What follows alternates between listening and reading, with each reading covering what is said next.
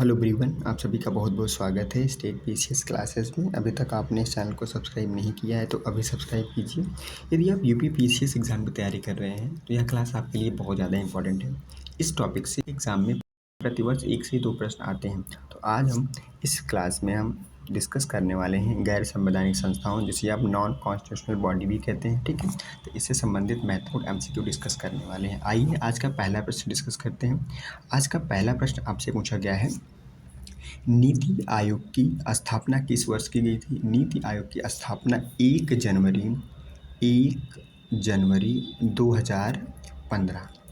याद रखना ये डेट 1 जनवरी 2015 को नीति आयोग की स्थापना की गई थी। इसका राइट आंसर क्या हो जाएगा? इसका राइट आंसर ऑप्शन बी इसका राइट आंसर हो जाएगा। ठीक है, अगला प्रश्न देखते हैं। अगला प्रश्न आपसे पूछा गया है, नीति आयोग किसे प्रतिस्थापित करके बनाया गया है? नीति आयोग की बात करें तो नीति आयोग योजना आयोग के स्थान पर इसे बनाया गया है। ठीक है, तो नीति आयोग जो है योजना आयोग को प्रतिस्थापित करके बनाया गया। इसका राइट आंसर क्या है? ऑप्शन बी इसका हो जाएगा। योजना आयोग के स्थान पर नीति आयोग को बनाया गया 1 जनवरी 2015 को। ठीक है, अगला क्वेश्चन देखते हैं। अगला क्वेश्चन आपसे पूछा गया है, राष्ट्रीय मानवाधिकार आयोग किस कानून के तहत स्थापित हुआ था? राष्ट्रीय मानवाधिकार कानून राष्ट्रीय मानवाधिकार संरक्षण अधिनियम 1993 के द्वारा यह प्रतिस्थापित हुआ था। ठीक है, इसका राइट आंसर क्या है? ऑप्शन ए इसका राइट आंसर हो जाएगा। अगला प्रश्न देखते हैं। अगला प्रश्न क्या पूछा गया है? अगला प्रश्न आपसे पूछा गया है, केंद्रीय सतर्कता आयोग यानी कि सेंट्रल विजिलेंस कमीशन की स्थापना किस वर्ष की गई थी?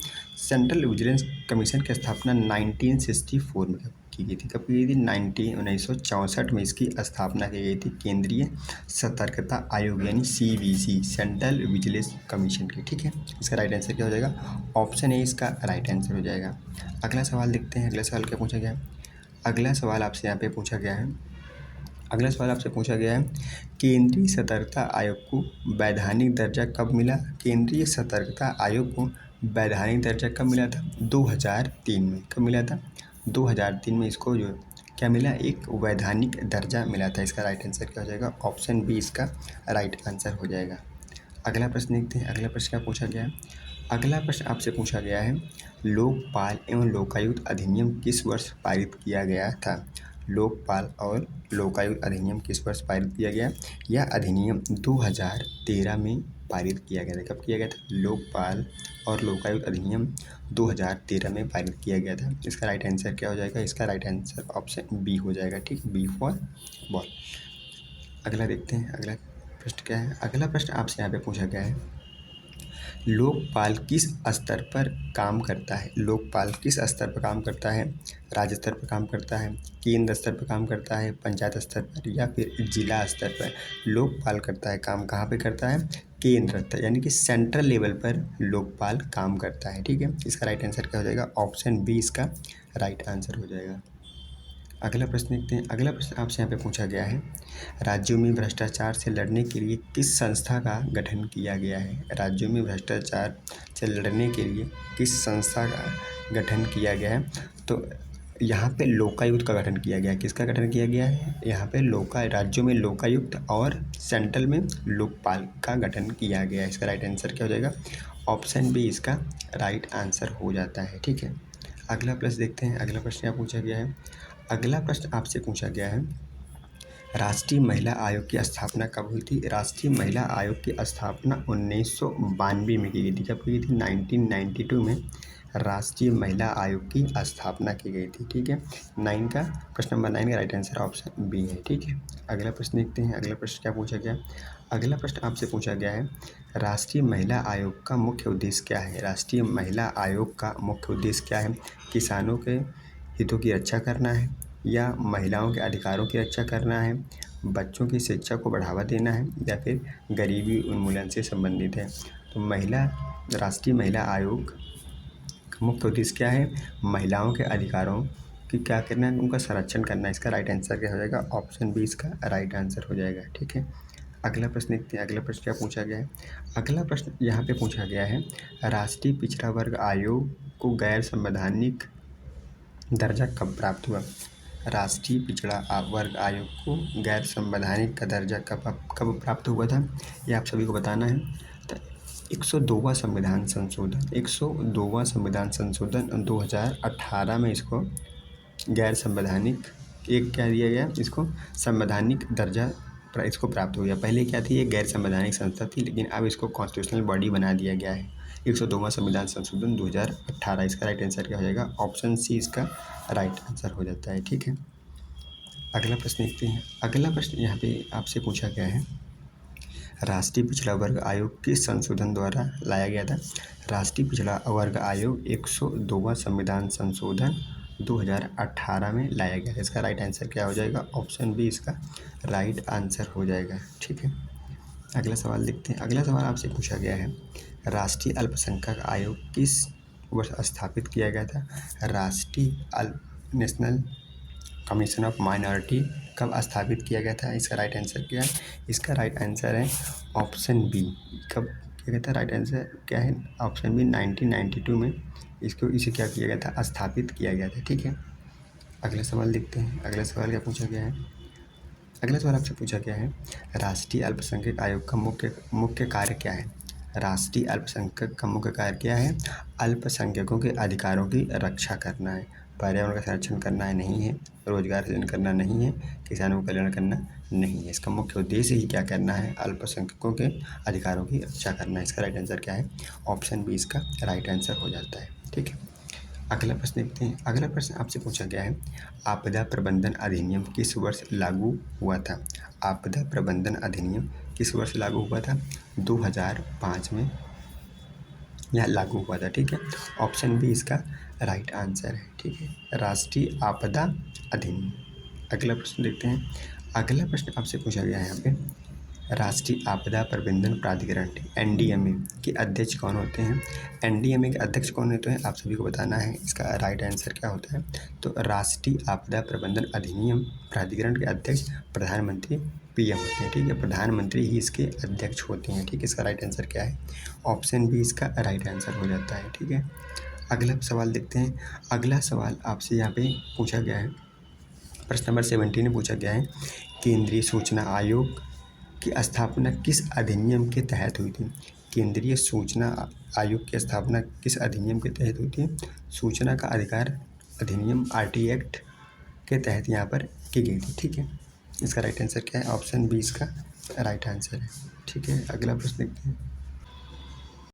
अगला सवाल आपसे यहाँ पे पूछा गया है, आरटीआई अधिनियम किस वर्ष लागू हुआ था। तो आरटीआई अधिनियम आपका 2005 में लागू हुआ था। ठीक है, कब लागू हुआ था, 2005 में यह लागू हुआ था। इसका राइट आंसर क्या है, ऑप्शन बी इसका राइट आंसर है। अगला सवाल देखते हैं।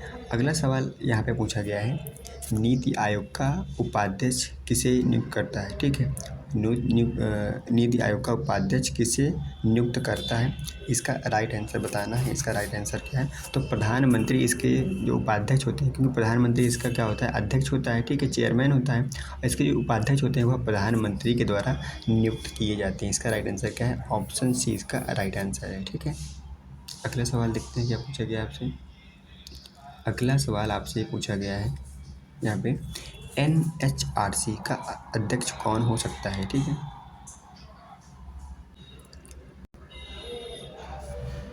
नेशनल ह्यूमन राइट कमीशन का अध्यक्ष कौन हो सकता है। तो नेशनल ह्यूमन राइट कमीशन का अध्यक्ष उच्चतम न्यायालय का सेवानिवृत्त मुख्य न्यायाधीश ही इसका अध्यक्ष हो सकता है। इसका राइट आंसर क्या है, ऑप्शन सी इसका राइट आंसर हो जाता है। ठीक है, जो आपके सर्वोच्च न्यायालय है उसके सेवानिवृत्त मुख्य न्यायाधीश होते हैं, वही राष्ट्रीय नेशनल ह्यूमन राइट कमीशन के क्या होते हैं, चेयरमैन यानी कि अध्यक्ष होते हैं। ठीक है, अगला सवाल देखते हैं। प्रश्न नंबर 21। प्रश्न नंबर 21 में पूछा गया है, लोकपाल किस प्रकार की संस्था है। लोकपाल किस प्रकार की संस्था है, कार्यपालिका संस्था है, न्यायिक संस्था है, विधायी संस्था है, या फिर स्वतंत्र निगरानी संस्था है। तो लोकपाल एक स्वतंत्र निगरानी संस्था है। इसका राइट आंसर क्या है, ऑप्शन डी इसका राइट आंसर है। ठीक है, लोकपाल कहाँ पे काम करते हैं, लोकपाल केंद्र के स्तर पर काम करते हैं और लोकायुक्त राज्य के स्तर पर कार्य करते हैं। ठीक है, अगला सवाल देखते हैं। अगला सवाल क्या पूछा गया, अगला सवाल आपसे पूछा गया है, निम्नलिखित में कौन सी एक गैर संवैधानिक संस्था नहीं है? नीति आयोग एक गैर संवैधानिक संस्था है। वित्त आयोग एक क्या है? कॉन्स्टिट्यूशनल बॉडी यानी एक संवैधानिक संस्था है जिसका उल्लेख संविधान के आर्टिकल 280 में किया गया है। ठीक है। नेशनल ह्यूमन राइट कमीशन यह एक गैर संवैधानिक संस्था है। और सेंट्रल विजिलेंस कमीशन यह भी एक गैर संवैधानिक संस्था है। इसका राइट आंसर क्या हो जाएगा? इसका राइट आंसर ऑप्शन बी हो जाएगा। बी क्या है? वित्त आयोग एक संवैधानिक संस्था है, ना कि गैर संवैधानिक संस्था है। ठीक है। अगला सवाल देखते हैं। प्रश्न नंबर 23 में पूछा गया है, राष्ट्रीय मानवाधिकार के आयोग के सदस्यों की संख्या कितनी होती है? राष्ट्रीय मानवाधिकार आयोग के सदस्यों की संख्या कितनी होती है बताना है। इसका राइट आंसर क्या है? इसके जो सदस्यों की संख्या होती है वो कितनी होती है? इसके सदस्यों की संख्या होती है 5 होती है। कितनी होती है? एक अध्यक्ष होते हैं, एक उपाध्यक्ष होते हैं, 3 अन्य मेंबर यहाँ पर होते हैं। ठीक है। इसकी संख्या कितनी होती है? यहाँ पर 5 होती है। ठीक है, राष्ट्रीय मानवाधिकार के सदस्यों की। ठीक है। अगला सवाल देखते हैं। अगला सवाल आपसे यहाँ पे पूछा गया है, नीति आयोग में सीईओ का पद किस स्तर का अधिकारी होता है? नीति आयोग है उसमें एक अध्यक्ष होते हैं, चेयरमैन होते हैं, एक उपाध्यक्ष, एक वाइस चेयरमैन होते हैं और एक यहाँ पे सीईओ चीफ एग्जीक्यूटिव ऑफिसर होता है। ठीक है। यहाँ पे पूछा गया है नीति आयोग में सीईओ का पद किस स्तर का अधिकारी होता है? आप सभी को बताना है इसका राइट आंसर क्या है। इसका राइट आंसर है ऑप्शन ए, सचिव स्तर का पद है। ठीक है। आज का अंतिम प्रश्न देखते हैं। आज का प्रश्न क्या पूछा गया? आज का अंतिम प्रश्न पूछा गया है, लोकपाल को हटाने की प्रक्रिया किसके समान है? लोकपाल को हटाने की प्रक्रिया किसके समान है? तो लोकपाल को हटाने की प्रक्रिया सुप्रीम कोर्ट के न्यायाधीश के समान है। इसका राइट आंसर ऑप्शन ए हो जाता है। इस वीडियो में हमने लगभग 25 क्वेश्चन डिस्कस किए। आप मुझे कमेंट करके जरूर बताइएगा आपने इन 25 प्रश्नों में कितने प्रश्नों के सही जवाब दिए हैं। ठीक है। यदि आपको इस क्लास की पीडीएफ चाहिए तो आप state PCS classes Telegram channel से इस पीडीएफ को आप डाउनलोड कर सकते हैं। आप लोग मुझे फीडबैक जरूर दीजिएगा आपको ये क्लास कैसी लगी। वीडियो देखने के लिए बहुत बहुत धन्यवाद। चैनल को लाइक शेयर सब्सक्राइब जरूर करें। Thank you so much.